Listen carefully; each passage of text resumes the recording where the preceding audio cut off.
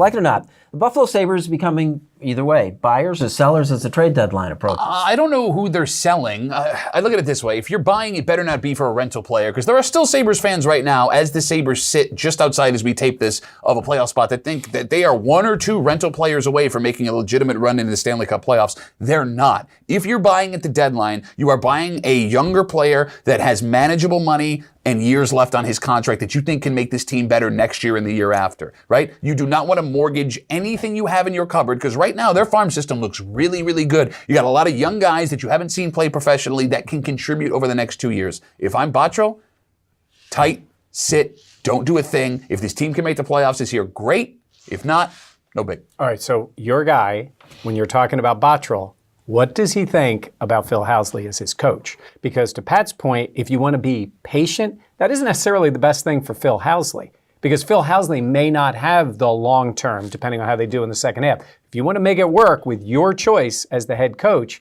maybe you're more aggressive at the deadline to get him help to get yourselves in the playoffs. Is it not different for Phil Housley? Jack Eichel's going to be around. Sam Reinhart's going to be around. Jason Bottrell's going to be around.